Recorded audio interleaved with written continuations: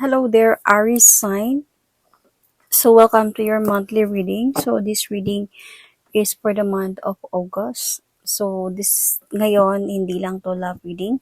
Titignan din natin yung career and finances ninyo. So unahin natin yung love reading and then career and finances. So I think ang gagawin natin ngayon is titignan lang natin ano yung mga pwedeng mangyari this month of August for your love reading and career and finances. So, hindi natin titingnan kung anong nangyayari ngayon and then after. So, this time, we will just see kung ano yung ma-expect ninyo sa love life ninyo this month of August. Okay? So, ano yung possible na magiging situation? Aries, Sun, Moon, Rising, Venus. So, hindi lahat ng Aries maka-resonate sa reading na to. So, takes what resonates and leave the rest. Cross-watchers, pwedeng kayo to at hindi sila Aries sign. So, put yourself in a situation kung saan kayo naka-resonate. So, Aries, if hindi kayo naka-resonate sa reading na to, please do check your other placements, your Sun, your Moon, your Rising, your Venus sign, dahil pwedeng doon kayo maka-resonate at hindi dito. Okay, so, let's see. Ano yung ma-expect natin sa love life ng mga Aries, Sun, Moon, Rising, Venus this month of August? Your situation possibly this month of August. Competition. So, there is a possibility na may other woman na may involved or other person, not just pwedeng woman, man, other person na may involved sa relationship ninyo, Aries, with the snake here. So, I can see here, ano yung pwedeng sabihin ng person mo sa'yo, Aries? Possible na mas sasabihin niya this month of August. I am becoming a better person. And then, merong other woman. Merong competition. So, tignan natin.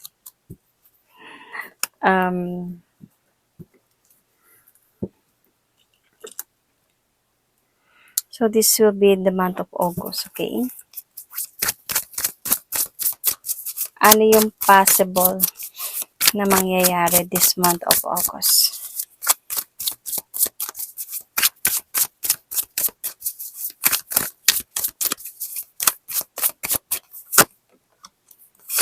Okay. So, Aries, nakikita ko dito na parang mapapagod ka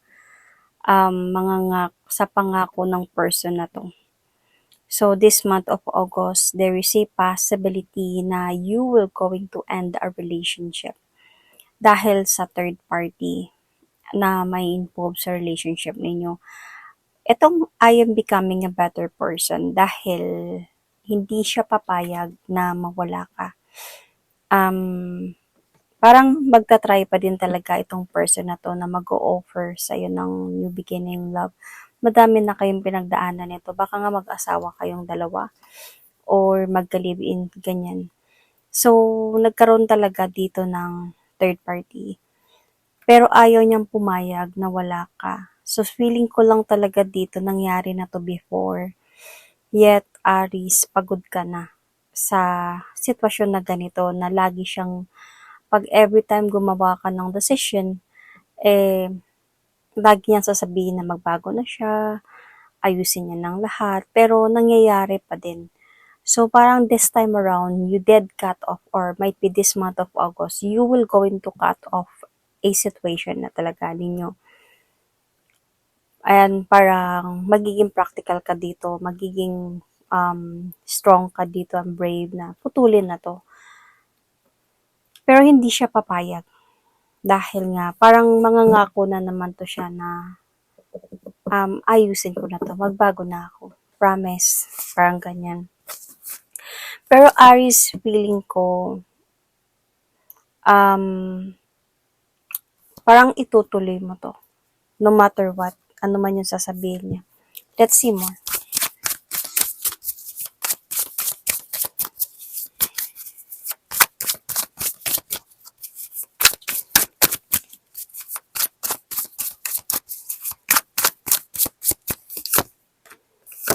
See, itutuloy mo to kasi makikita ko magiging single ka dito eh. Madidisappoint ka kasi talaga sa person na to nang lagi na lang siyang juggled or hindi naman siguro lagi pero every time na lang na nagkaka-issue talaga kayo dito ng about third party or other woman or other man. So, parang as a point na mangyayari talaga to. Pero, um, nandyan pa rin siya. Magta-try talaga siya ng best niya na ligawan ka ulit, suyuin ka ulit, mga ganong mga bagay. Pero I think, on your part, Aris, dahil hindi ka sure na tatanggapin siya balik, magiging guarded ka this time. Kumbaga, iiwas ka muna sa kanya. Siguro just to have some clarity lang talaga sa sarili mo kung ano ba talaga yung magiging plano mo. Either tatanggapin mo ba to or hindi. So, feeling ko din, Aris, naging mabigat na kasi yung sitwasyon ninyo. Baka married kayo nito. And naging mabigat na yon. Hindi na kayo nakapag-focus sa kung ano yung mga importanteng bagay. Dito na eh. Dito na nakafocus. Kaya para sa'yo, I need to cut it. I need to cut this off na. So you did. You will. Might be this month of August.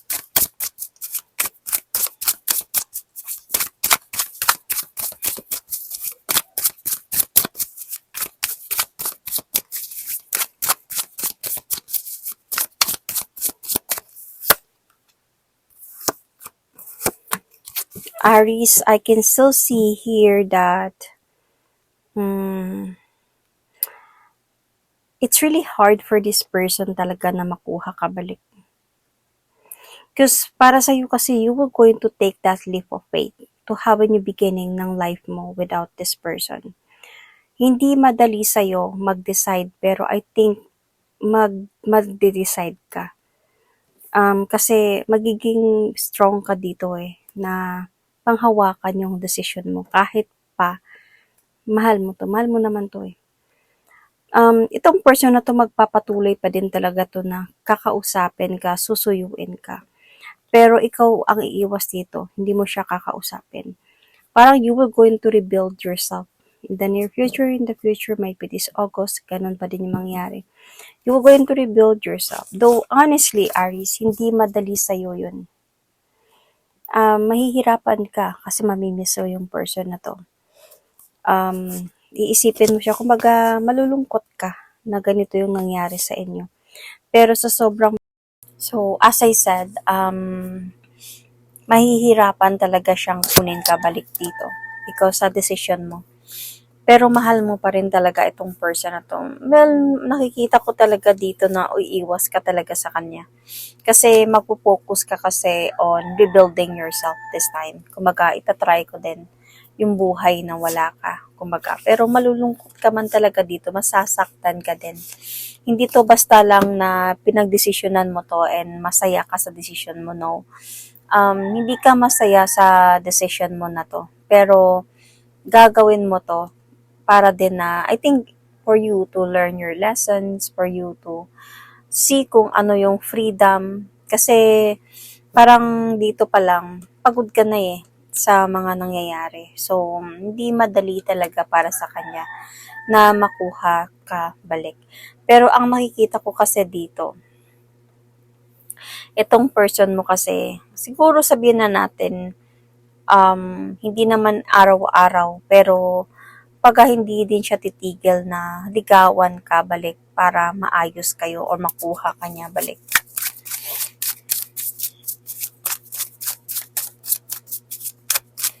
And siguro feeling ko, darating might be this month of August or in the near future, dito siya magkakaroon ng realization na kailangan kong seryosohin itong pagbabagong ito. Kaya I'm becoming a better person. So, kailangan kong seryosohin to kasi parang this time around, parang hindi ko na siya kayang, hindi na katulad before na isang sorry lang papatawarin ako agad.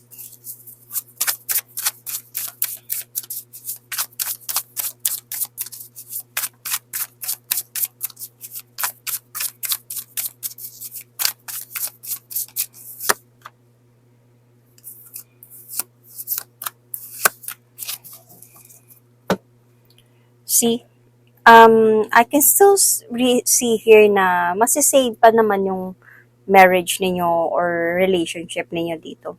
Masisave nyo pa rin to. Mag-uusap pa din kayo nito in the future. In the future to ha. Mag-uusap pa din kayo nito. Pero feeling ko kasi dito, may mga changes na. Kumbaga, hindi na siya same as before. Kumbaga, ikaw, parang hindi ka na masyadong sobrang into this connection. Kumbaga, kung kasal kayo, sige, magbalikan tayo para sa mga bata, or dahil kailangan, whatsoever. Parang kailangan, okay na tayo, pero hindi ka na same as before na parang sobrang into this. Parang feeling ko sa'yo, more on, may mga bagay kang gagawin sa buhay mo, like siguro trabaho ba, or magpaka-busy ka ba, magbe-business ka ba, or extra income, sideline whatsoever, para maging busy ka lang, doon ka magpo-focus Yun yung ipo-focus mo at hindi na sa kanya. Parang feeling ko nga dito is like, yung nararamdaman mo, parang detached na. Hindi siya same as before na sobrang in love ka sa kanya. Though you love this person, pero hindi na siya sobrang same as before. Ang makikita ko nga dito parang itong pagbabalikan ninyo in the future, parang 50-50 pa siya na mauwi kayo sa into in a long run, in a long term. Kasi there is a possibility kasi sa sobrang practical mo, sa sobrang busy mo sa mga ginagawa mo sa buhay, parang lalo kang lalayo, parang lalong lalayo yung nararamdaman mo para sa kanya. And then, may possibility dito na parang mag-decide ka to end this connection talaga. Parang because of like, hindi ka na masaya. Parang ganun. So, yun yung pwedeng mangyari this month of August or in the future sa love life ninyo, Aries. So, tignan naman natin ngayon yung career and finances ninyo. Okay?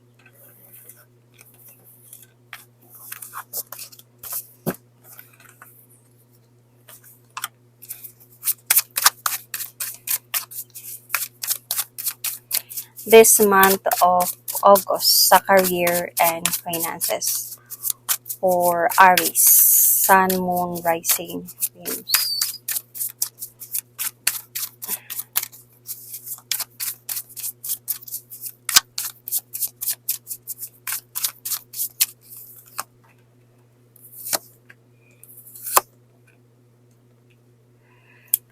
Okay.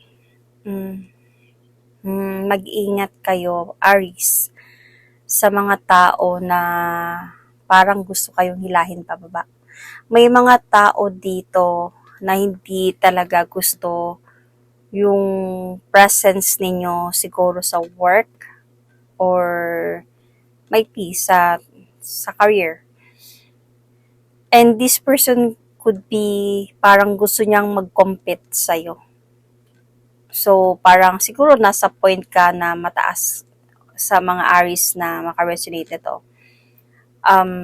Mataas yung yung position mo, and this person might be hindi talaga sobrang lower sa'yo, pero a bit lower than you, mas nakakataas ka sa kanya. Might be this person wanted to reach your position. Kaya, parang this person wanted to compete. So, but then, ang maganda kasi dito sa'yo, Aries, is may celebration. So, ibig sabihin, you reach your goal here sa career mo or sa trabaho mo. Ang parang as a point na ikaw yung, I think you are someone na hindi ka basta parang leader ang nakikita ko dito. So, hindi ko lang alam what kind of job. So, this is something na leader ka or merong mas mababang posisyon sa'yo. So, parang maganda yung trabaho mo. And this month of August, ito yung magiging parang guidance sa'yo na mag-ingat ka sa mga tao na magko-compete sa'yo. Because there is a possibility kasi why they will going to do something para hilahin ka pababa.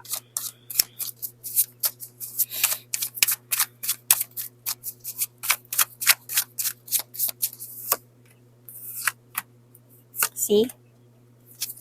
This person is just observing you. Lagi. So, parang as a point na itong person na to, parang somehow, ginagaya ka niya ba't hindi ka niya magaya? So, this person is a bit disappointed. Not a bit, but really disappointed sa posisyon na naakyat mo, na narating mo. Kasi nakikita ko kasi sa'yo, might be this month of August, may celebration eh. So, merong mapopromote ka, siguro mas magkakaroon ka ng higher position. Or baka pwedeng siya yung papalit ka sa posisyon niya, siya yung maglo-lower than you. Kaya medyo masasaktan to. Pwedeng ganun din. Okay? Possible. Depende kung saan kayo naka-resonate. So, pwede din to kung hindi man to sa trabaho kind of job. Pwedeng sa sweldo to.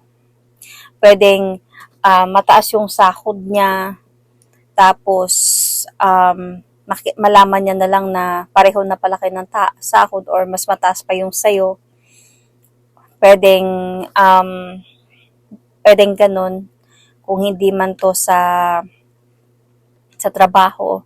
So, nakadepende to kung saan kayo naka-resonate. But, Aries, hindi ibig sabihin na yung love life and career and finances, isang tao lang to, okay? Pwedeng maka-resonate kayo sa love life pero hindi kayo maka-resonate dito. Pwedeng maka-resonate kayo dito at hindi kayo maka-resonate sa love life. So, pwedeng ganun. But Aries, I can still see here na itong person kasi na to, Aries, is someone, gusto niya talaga mag-success. Gusto niya talaga mag-success. Though, para kasi nakikita ko sa kanya, bakit naiisip ko yung baka pinalitan mo yung position niya. Kasi aalis siya eh, nasasaktan siya. Parang ayaw niya, pero kailangan niyang gawin. Parang kailangan niyang umalis. So, ngayon, this person is observing you. Bakit siguro ikaw yung napili? Bakit ikaw yung napunta sa ganung posisyon? Bakit mas higher position ka? Kaya, may galit sa kanya dito.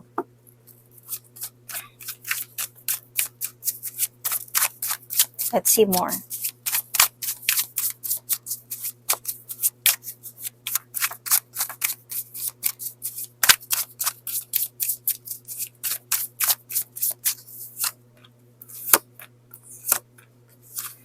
Aries, I can still see here being the leader. Aries really want to lead. Aries is a cardinal sign. So, hindi talaga mapapayag si Aries na mapapadown lang siya.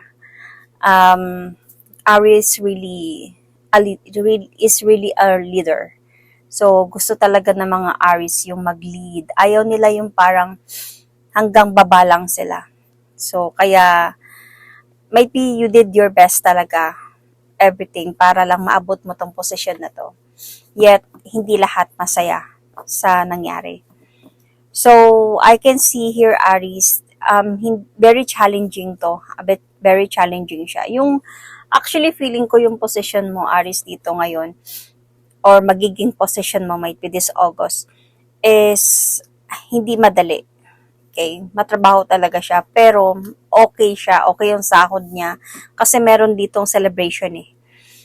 So, medyo ano din talaga siya. Sakit sa ulo, madami kang trabaho, mga ganung mga bagay. Pero, ang maganda dito kasi is parang dito mag-uumpisa, mag-grow ka kasi dito eh.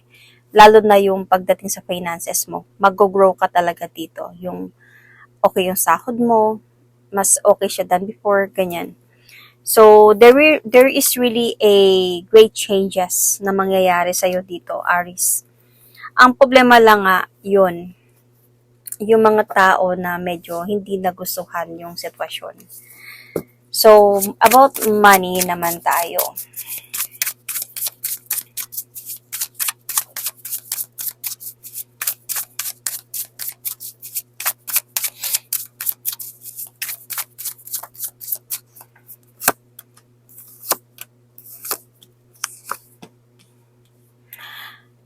this is a good news pagdating sa money. Dito pa lang naman sa taas nakita ko na eh. So, maganda naman yung outcome ng money mo dito. I can see here na itong mga mangyayari sa buhay mo this month of August sa career and finances mo is you really decided this. Tinuloy mo to, tinupad mo, nagkaroon ka ng confident na abutin to. As a point talaga nakikita ko dito yung celebration sa'yo. You are inspired sa trabaho mo kahit mahirap, kahit hindi madali. Pero nasa'yo yung parang wish fulfillment. So, this is a wish fulfillment sa'yo. Ibig sabihin, when it comes into finances, wala talagang problema. So, I can see here lang, Aries, is ingatan mo lang, mag-ingat ka lang talaga sa mga either yung masyadong magastos or bumili ng mga bagay na hindi importante. Kumbaga minsan kasi Aries, nagde-decide ka na lang ng hindi pinag-iisipan. So, kailangan dito is yung, kung may bibilin ka man, alam mo na magagamit mo pa siya in the future. Alam mo, kailangan mo talaga siya bilhin. Hindi lang basta gusto mo siya, kaya bilhin mo siya kahit mahal. At hindi mo alam kung magagamit mo ba siya in the future. So, kung may gagastusin ka man, alam mo na kailangan gumastos. Hindi basta lang gagastos lang for no reason. Kasi pwede kasi mangyayari na okay naman yung sahod mo, pero minsan magugulat ka, hindi mo alam kung saan siya napupunta dahil sa masyadong gastos. So, learn how to save money. But anyway, other than that, I can still see a great, what do you call this, money finances na palapit sa'yo or dumadating sa'yo even in the future. Makakasave ka man ng money, makakasave ka man in the future, Aris. Yun lang nga, yung ingat ka din sa magtiwala sa mga tao na mangungutang sa'yo, that possible na hindi magbabayad, baka magkakaroon ka kasi din ng problema dito. So, baka pagsisihan mo pa na bakit ko pa yung pinautang, ngayon di nagbabayad ako ng problema. So, mag-ingat ka din sa ganyan, sa mga gastos. And other than that, wala naman ako nakikitang problem pagdating sa money, Aris, for this month of August or in the near future. So, yun. That is my reading for you. Thank you and God bless.